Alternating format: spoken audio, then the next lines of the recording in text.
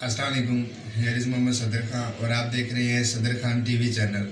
जी हाँ, आज हम करने जा रहे हैं प्रीपोजिशन और काइंड ऑफ प्रीपोजिशन और उसकी डेफिनेशन और विद एग्जांपल इंशाल्लाह हम अच्छे तरीके से क्लियर करने की कोशिश करेंगे।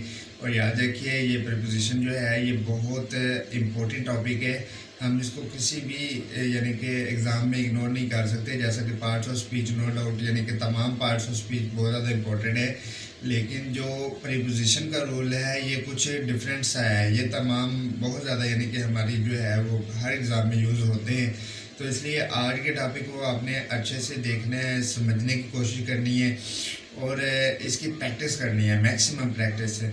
तो इसको थोड़ा सा मैं डिफरेंट तरीके से कोशिश करूँगा कि आपको यानी कि वैसे तो कॉमनली यानी कि ग्रामर से आप पढ़ते ही आए हैं, लेकिन आज जो है मैं इसको जैसा कि इसका यूजेज होता है यानी कि जिस तरह इसको इस्तेमाल किया जाता है वो उस तरीके से मैं चाह रहा हूँ इसको डिफ़ाइन करना और एक कंसेप्ट लेके आया हूँ मैं आपके लिए।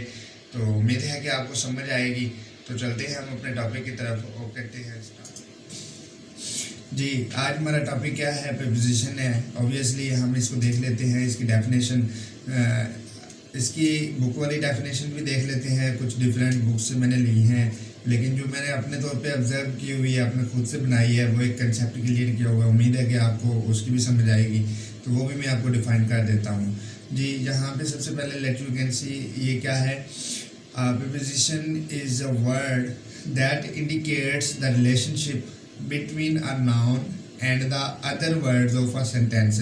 तो यहाँ पे वो कह रहे हैं कि जो रिलेशनशिप कायम करे किसके दरमियान, नाउन और दूसरा वर्ड है। वर्ड की बात कर रहे हैं। अब यहाँ पे उन्होंने कंफर्म नहीं कहा कि वो नेक्स्ट ऑब्जेक्ट के साथ रिलेशन बनाता है अपना, या अपना प्रोवर्ब्स के साथ, या फाइनल नाउन के साथ, यानी कि वो जिसके साथ भी वो रिलेशन बनाता है।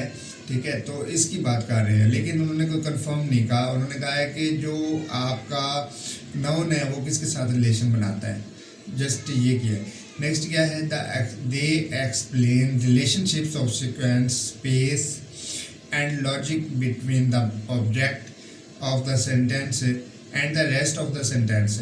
ये याद रखिए, ये नेक्स्ट जब हम इसकी काइंड्स करेंगे तो उसमें इसका कंसेप्ट बहुत अच्छे से होगा। मैंने जो इसकी एग्जांपल्स तैयार किए हैं और काइंड्स भी इसी हिसाब से ही, इन्हीं ये जो हमारी यानी कि 4 डेफिनेशन हैं इसके मुताबिक ही उसकी काइंड्स मैंने खुद से यानी कि वो बनाई है। जी, इसमें क्या है next, they help us understand order, time, connections and positions. जी, ये क्या करते हैं, ऑर्डर, टाइम और कनेक्शंस और पोजीशन को अंडरस्टैंड करने की कोशिश करते हैं।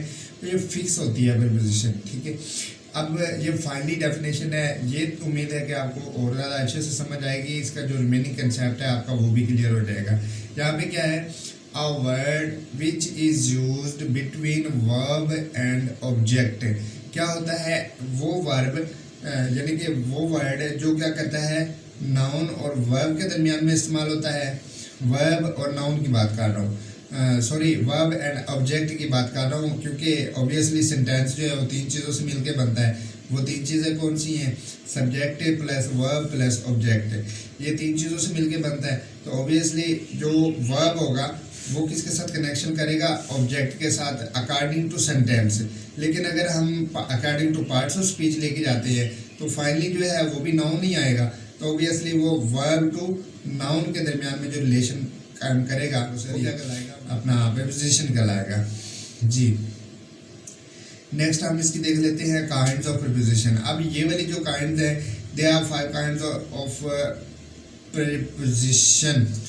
जी, ये है हमारा काइंड्स ऑफ प्रीपोजिशन। अब इसमें क्या है, simple preposition, compound preposition, double preposition, participle and phrase. जी, ये तो है हमारी बुक वाली काइंड्स है जो कि हम अच्छे तरीके से यानी कि हम सबको ही पता है। सिंपल में क्या होता है, जो कॉमन यूज़ किया जाता है, जैसे टू है, ऑफ है, दा भी यूज़ कर सकते हैं आप, ऑन है, इन है। तो जो कंपाउंड होता है उसमें डबल हो जाता है, जैसे कि बिहाइंड है, ठीक है, बियॉन्ड है, इस तरह की यानी कि जो एग्जांपल्स हैं। फिर डबल आपका आ गया, डबल प्रीपोजिशन आ गई, इसमें डबल यूज़ हो जाती है। पार्टिसिपल है, ये तमाम जो है कॉमनली हैं। इसके बाद हम नेक्स्ट मैं आपको यानी कि जो आपके जो बताना चाह रहा हूँ वो क्या है वो देख लेते हैं। जिसमें क्या है, there are a few interesting linguistic facts about preposition. अब कुछ फैक्ट्स हैं इसके, वो तो ऑब्वियसली मैंने आपको दिखाना ही था क्योंकि आप सब लोगों के जहन में यही कंसेप्ट है कि ये 5 काइंड होती हैं और बहुत सिंपल सी चीज़ है, इसमें कोई इशू नहीं है। लेकिन जो चीज़ मैं आपके लिए लेके आया हूँ वो आपको मैं तारुफ करवाता हूँ उससे कि वो क्या है। जी इसमें क्या है, सबसे पहले इन्होंने बताया है there are few interesting linguistic facts about preposition. Preposition के बारे में कुछ फैक्ट्स हैं लैंग्वेज के हवाले से, वो कौन से हैं वो देख लेते हैं। सबसे पहले वो क्या है, फर्स्ट है they are a closed class of words. ये वर्ड्स के क्लोज क्लास होते हैं which means no new preposition gets added to the language, जिनमें ये फिक्स होती है यानी कि लगनी ही वही होती है प्रीपोजिशन। ये वो वर्ड होता है जो इसके अलावा हम कोई और नहीं लगा सकते, ये फाइनल होता है। वैसे तो हमारे यानी कि सिनोनिम होते हैं लेकिन हमने वो नहीं यूज़ करने, जहाँ पे हम एज इट वही वर्ड यूज़ करेंगे जो उसका बनता है, फिक्स होता है। we use a fixed set of prepositions let you can see। जी सेकंड पॉइंट क्या है, सेकंड पॉइंट है second prepositions do not have any other form। जी इनकी कोई दूसरी फॉर्म नहीं होती, जैसे फॉर्म ऑफ वर्ब होती है, फॉर्म ऑफ वर्ब नहीं होती। They can not be plural, ये प्लूरल में भी नहीं होते यानी कि सिंगुलर प्लूरल ये भी नहीं होते। पोजेसिव भी नहीं होते, ऑनरशिप भी नहीं होती। इन्फ्लेक्शन और एनीथिंग एल्स, या फिर इनमें से कोई भी कुछ भी नहीं होता है। सिंपल सिर्फ वही होते हैं और उनकी अपनी पहचान होती है। इसके अलावा वो कोई ना उनका नेमल बदल होता है, ना उनके सिंगुलर प्लूरल होते हैं, ना उनकी फॉर्म ऑफ वर्ब्स होती हैं। जी थर्ड पोजीशन क्या है इसकी, most of the preposition have many different contextual and natural uses. जी वो क्या करते हैं जो कि कॉमनली यानी कि वो कॉन्टेक्सचुअल होते हैं और नेचुरल होते हैं, जो कि कॉमनली यूज होते हैं। So it's easy to be confused about preposition. जी वो प्रीपोजिशन के हवाले से क्या करते हैं, हम इससे ऑब्वियसली कंफ्यूज हो जाते हैं। प्रीपोजिशन ना आने की वजह ही सिर्फ यही होती है कि हम कंफ्यूज हो जाते हैं। इस वजह से हमें कुछ यानी कि कंफर्म नहीं हो पा रहा होता कि यहाँ पे क्या कौन सी प्रीपोजिशन यूज होगी, लेकिन वो फिक्स्ड होते हैं, वो सेट किए होते हैं उसके साथ। जी नेक्स्ट क्या है, फोर्थ कंडीशन है sometimes a preposition works as nouns adjectives and adverbs. क्या कहते हैं वो फोर्थ कंडीशन में बता रहे हैं कि अक्सर औकात जो प्रीपोजिशन है वो नाउन्स एडजेक्टिव्स या एडवर्ब की सूरत में भी यूज़ होते हैं। ठीक है, तो उसमें हमें भी परेशान होने की ज़रूरत नहीं है। जब ये कंसेप्ट हमारा क्लियर हो जाएगा तो इंशाल्लाह हमारी ये जो मिस्टेक्स हैं वो क्लियर हो जाएंगी। जी नेक्स्ट क्या है, preposition can be of 1, 2, 3 or even more words। preposition with 2 or more words are called phrasal preposition। ये phrasal preposition है, इसकी नेक्स्ट डेफिनेशन भी हम अच्छे तरीके से कर लेंगे और एग्जांपल भी कर लेते हैं। तो चलते हैं हम इसकी नेक्स्ट एग्जांपल्स की तरफ जो काइंड्स हैं। जी नेक्स्ट जो मैं आपके लिए काइंड्स लेके आया हूँ वो कौन सी हैं, ये सबसे पहले हम ये देख लेते हैं। Most of the prepositions have many uses। There are some prepositions which are common in every type of preposition as they function in a versatile way। यानी कि जो एग्जामिनर एक नया रूल नए कानून के मुताबिक या फिर वो according to paper set paper जो उसकी सेटिंग होती है उसके हिसाब से वो जो ग्रामर को यूज़ करता है, वो प्रीपोजिशन को यूज़ करता है। वो ये 4 तरीके हैं जो मैं अभी आपको बताने वाला हूँ। जी वो कौन सा है, प्रीपोजिशन ऑफ टाइम, टाइम के हवाले से। उसके बाद क्या है, preposition of place and direction, place या फिर डायरेक्शन के बारे में वो यूज़ करेगा। Prepositions of agents or thing, या फिर वो एजेंट की बात करेगा या थिंग्स के बारे में बात कर रहा होगा। ऑब्वियसली थिंग भी एज एजेंट ही शो करेगी। तो उसके बाद क्या है, नेक्स्ट फाइनल कंडीशन जो है वो हमारी फ्रेजल प्रीपोजिशन है। वो 5 कंडीशन कॉमनली हैं जिसमें हमें यानी कि हमारा कंसेप्ट नहीं क्लियर हो रहा, लेकिन जहाँ से हमारा कंसेप्ट क्लियर हो रहा है कि ये 4 वेज वो हैं जिसके ज़रिए हम बआसानी अपनी जो प्रीपोजिशन का कंसेप्ट है उसको अच्छे तरीके से क्लियर कर सकते हैं। जी वो कौन से हैं, लेट यू कैन सी। सबसे पहले क्या है, प्रीपोजिशंस ऑफ टाइम। ये क्या है, prepositions of time show the relationship of time between the noun to the other parts of a sentence. अब यहाँ पे वो सेंटेंस की बात कर रहे हैं, नाउन और उसके जो अदर पार्ट ऑफ सेंटेंस होगा वो कौन सा होगा, या एज अ नाउन या एज अ ऑब्जेक्ट जो भी होगा वो उसकी बात यानी कि यहाँ पे क्लियर कर रहे हैं। तो उसके दरमियान में जो टाइम होता है, टाइम पीरियड को शो करने के लिए वो इस्तेमाल किया जाता है। इसकी यानी कि हम एग्जांपल्स देख लेते हैं। Let you can see he started working at 10 o'clock। उसने क्या किया, 10 बजे काम करना स्टार्ट कर दिया। वो क्या है, उसके दरमियान में अब रिलेशन क्या है, working as a verb use हो रहा है और 10 o'clock जो है वो हमारा टाइम पीरियड आ रहा है। तो नेक्स्ट एट मिड में यूज़ हुआ है तो ऑब्वियसली ये एट हमारी प्रीपोजिशन आ जाएगी जी। नेक्स्ट क्या है, this book, the book is on the table, the water is in the glass, the bus is going to Lahore from Multan, he is going to school, the company called meeting on 25 October, there is a holiday in December, he has been ill since Monday. जी ये तमाम example जो है हमारी prepositions of times की हैं। तो इसमें क्या है, हमारी जो एग्जांपल्स हैं वो कौन सी हैं, at, on, in, to, from, since are the examples of prepositions of time. जी उम्मीद है कि आपको इसका कंसेप्ट क्लियर हो गया होगा। ये एक सिंपल प्रीपोजिशन है जो कि हम कॉमनली यूज़ करते हैं, लेकिन यहाँ पे मैंने क्या यूज़ किया है, प्रीपोजिशन ऑफ टाइम यूज़ किया है कि ये टाइम के हिसाब से यूज़ हो रही होती हैं और इनको हम क्या कहते हैं, as a preposition of times कहते हैं जी। इसके बाद हमारा नेक्स्ट क्या है, preposition of place and direction. Place या फिर डायरेक्शन के हवाले से हम बात करेंगे यहाँ पे। ये क्या है, prepositions of place show the relationship of place between the nouns to the other parts of a sentence. यानी कि जो प्लेस का रिलेशनशिप है वो दूसरे वर्ड के साथ, चाहे वो ऑब्जेक्ट होगा या फिर नाउन होगा, उसके साथ वो अपना रिलेशन बना रहा होगा। जैसे क्या है, इसकी कॉमन एग्जांपल्स हैं on, at, in, by, from, to, toward, up, down, across, between, among, through, in front of, behind, above, over, under, below are the examples of preposition of place or direction।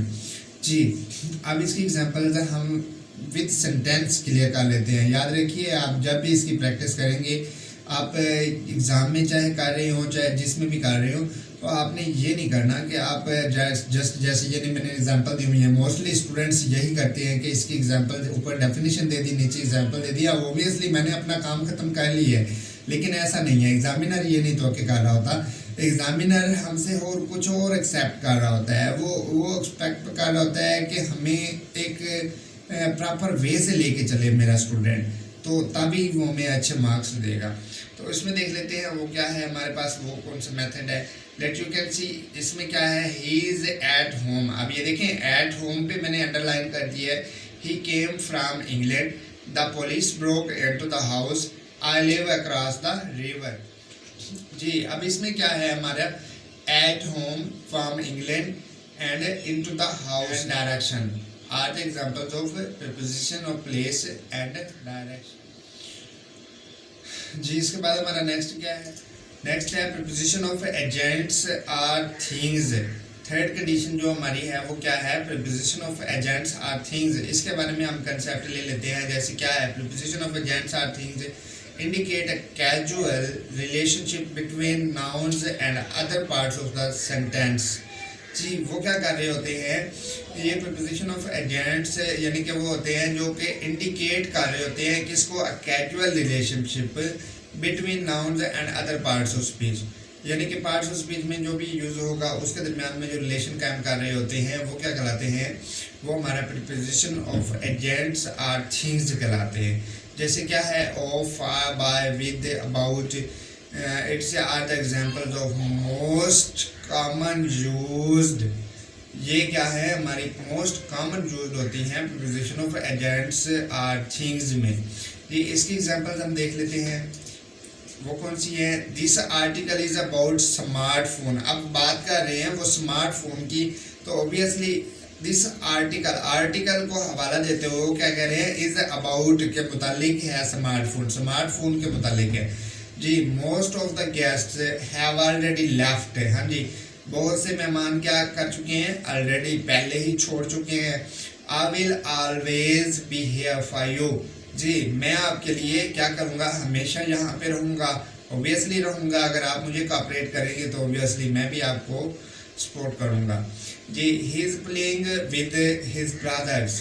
जी वो क्या कह रहा है, ही is playing, वो खेल रहा है, किसके साथ खेल रहा है, विद हिज ब्रदर। एजेंट को शो करते हुए वो क्या कर रहा है, अपने भाई के साथ खेल रहा है। तो इसमें क्या है, about smartphones of the guests you for you and with his brother are the example.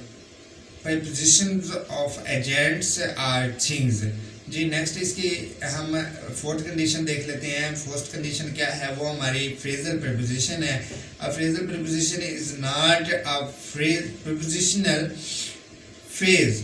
जी ये प्रपोजिशनल फ्रेज नहीं होते, यानी कि कॉमनली जैसे कि टू है, फ्रॉम है, ऑन है, इन है, अंडर है, अबाउ है, तो ये तमाम जो हैं हमारे यानी कि कॉमनली नहीं होते, बल्कि ये इसके साथ हम कुछ एक्स्ट्रा से यूज़ कर रहे होते हैं और एज अ फ्रेज भी हम यूज़ कर सकते हैं। ठीक है, तो वो हम देख लेते हैं। उसमें क्या है, but they are a combination of two or more words. ये दो या दो से ज़्यादा अल्फाज का कम्बिनेशन होता है which functions as a preposition, जो कि एज अ प्रीपोजिशन अपना काम करते हैं। वो कौन से हैं, जैसे क्या है, along with, apart from, because of, by means of, according to, in front of, contrary to, in spite of, on account of।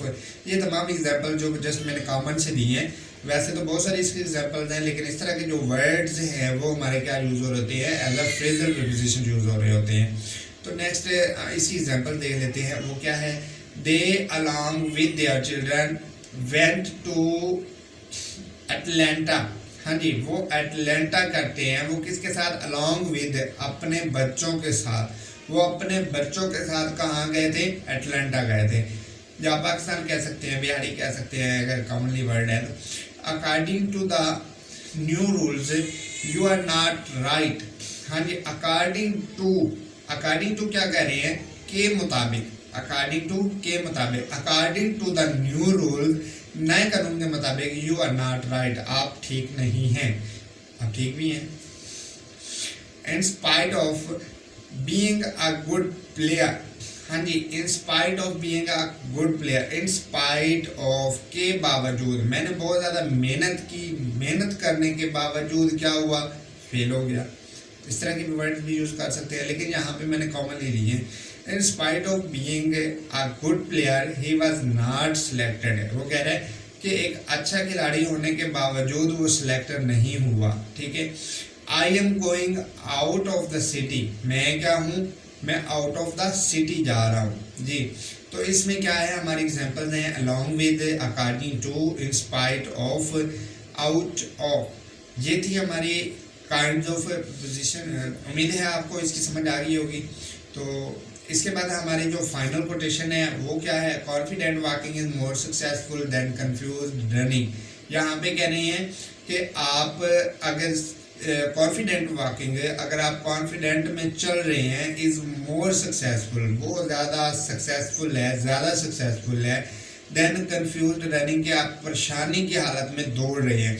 यानी कि इट मीन्स आपको डायरेक्शन का पता होना चाहिए। अगर आप स्टेप बाय स्टेप भी चल रहे हैं तो इंशाल्लाह आप अपनी मंजिल की तरफ पहुंच जाएंगे। लेकिन अगर आपने जाना कराची है और बैठ गए लाहौर की गाड़ी पे और स्पीड बेशक आप जितनी ही रख लें, उससे कोई फ़र्क नहीं पड़ने वाला। आप अपनी डायरेक्शन से, आप अपनी मंजिल से जो है वो दूर ही जाएंगे। ये था हमारा आज का टॉपिक। उम्मीद है आपको समझ आ गई होगी, और अगर नहीं आई तो कमेंट सेक्शन में आप मुझसे पूछ सकते हैं। तो मिलते हैं नेक्स्ट वीडियो में। अपना ख्याल रखिएगा। Thank you for watching. अल्लाह हाफिज़।